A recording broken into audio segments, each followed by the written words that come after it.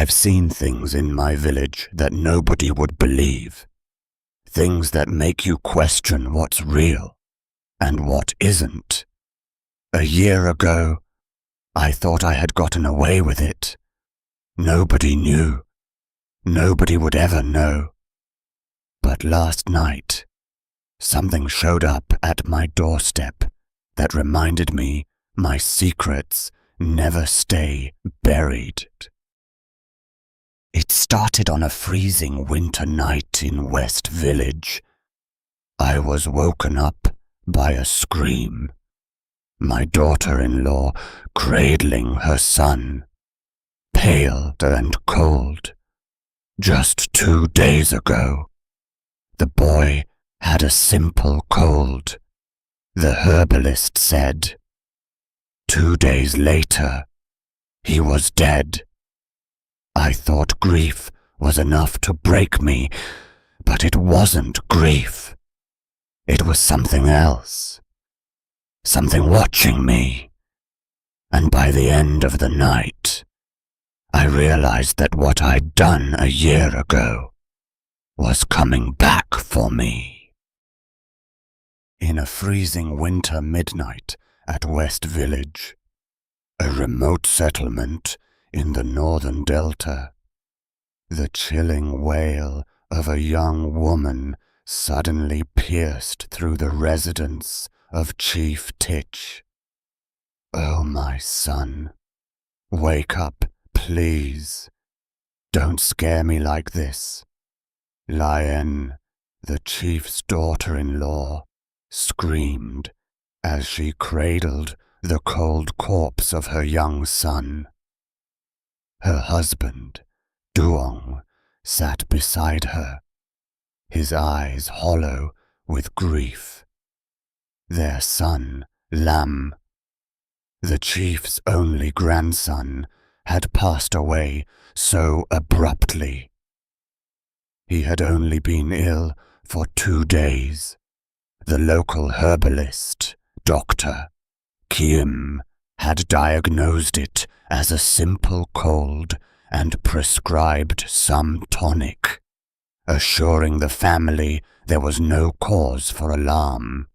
Yet, before the medicine was even finished, the boy was dead. Chief Titch had held his position for over a decade. Since his marriage, the villagers had trusted him with the village's welfare. To his credit, he had not failed them. He was known for exempting the poorest families from taxes, which had significantly improved the quality of life in West Village.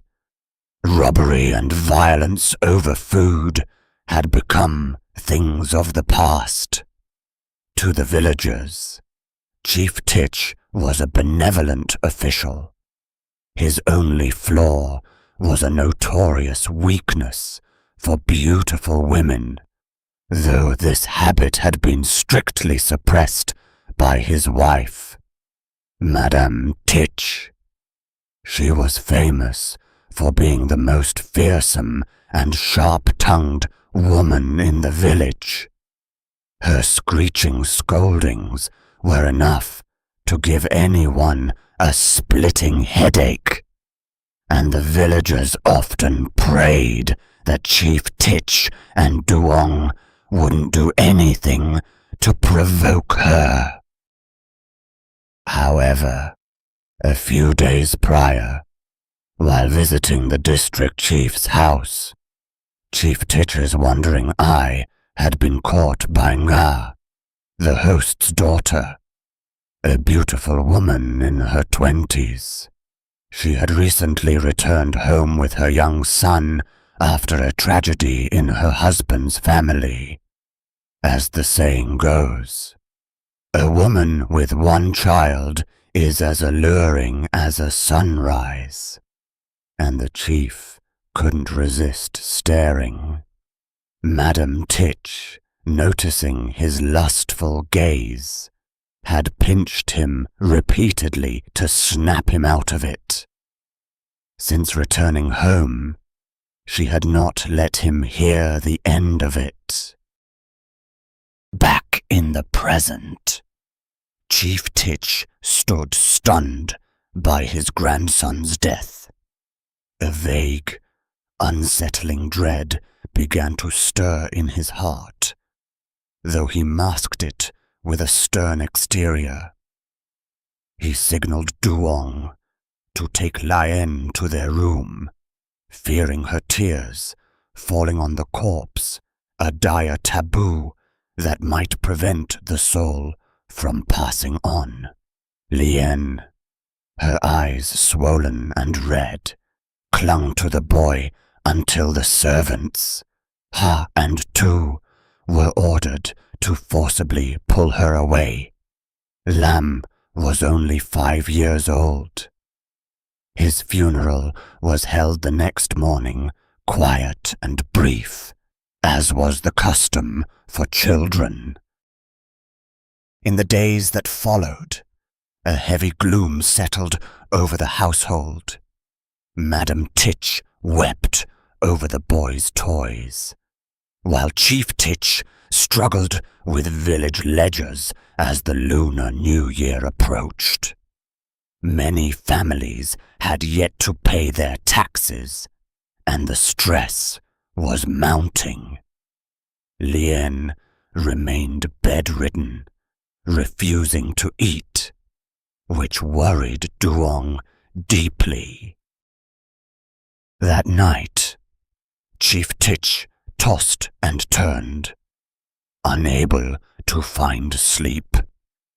When he finally drifted off, he entered a strange, desolate dream.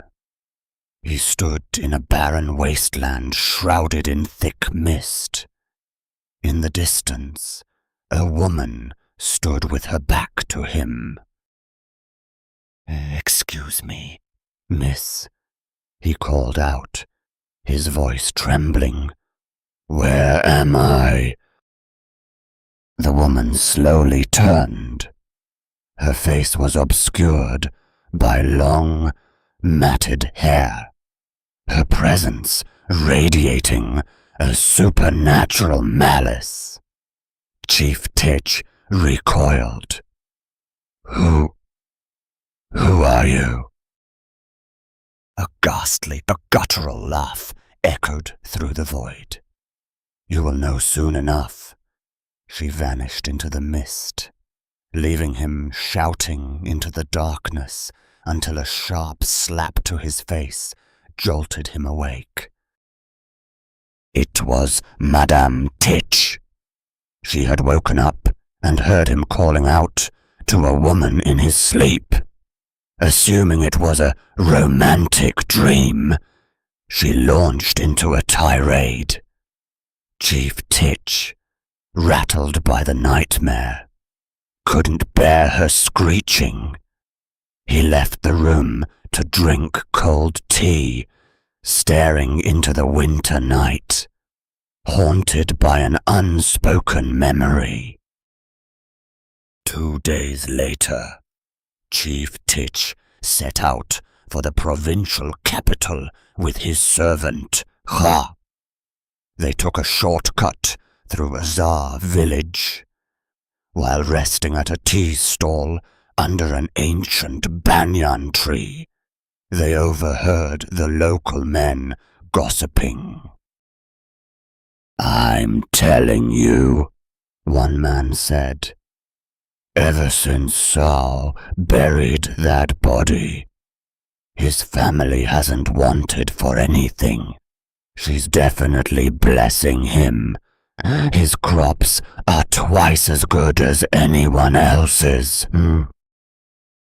The stall owner, Madame Tyr, nodded. "It's been a year, hasn't it?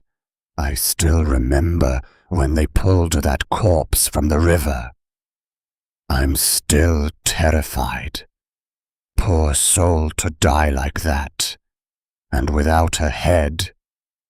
I wonder where her head drifted off to." The words struck Chief Titch like a physical blow. A headless corpse. He wanted to ask more, but the sun was setting, and he had to push on. He was heading to see Master Mo Bak, a renowned spiritualist. Years ago, Mo Bak had accurately predicted Titch would become a village leader. Now, Titch sought him to understand the dark omens haunting his family. To his disappointment, Mo Bak was away performing a ritual elsewhere. On the trek back, darkness fell rapidly. The mist grew so thick they lost their way, ending up on a wide road near the river in Gakka village. Suddenly, Ka froze. Under the dim torchlight, he saw a white figure moving near a mound of earth in the fields. Ghost, Ka whimpered. Chief Titch approached cautiously. As they got closer, the figure turned. It was a muscular young man, Sao, the farmer they had heard about. He was at the grave to light incense for the new year. Sao explained that this was the grave of the headless woman he had found in the river a year ago. He had buried her out of pity, and since then, his luck had turned. Relieved it wasn't a ghost, Titch and Ka hurried home, arriving near midnight. They were met with more bad news. Duong had been injured. He had fallen from an ancient banyan tree while trying to help a child. Dr. Kiem had bandaged his leg, but the accident felt like another omen. That night, Titch dreamed of the grave again. This time, a figure rose from the earth, a headless woman in tattered clothes. He woke up, screaming. Madam Titch was becoming increasingly annoyed by his night terrors, but Titch was paralyzed by a memory from exactly 1 year ago. A winter night, just like this, when he had committed a crime that no one else knew about. A few days later, Chief Titch set out alone to deliver the village tax money to the district chief. On a lonely road, he was ambushed by bandits, stripped, robbed of the tax funds, and tied to a tree. He returned home humiliated and terrified of his wife's reaction. Madam Titch, though furious, prioritized the family's reputation and took the replacement money from their savings. She ordered Duong and Ka to deliver it the next day, warning them to take a different route. That evening, as Titch sat alone in the courtyard, he saw a white shape by the fence. He screamed, thinking it was a ghost, only to realize it was a scarecrow his wife had made from an old white shirt to keep birds away.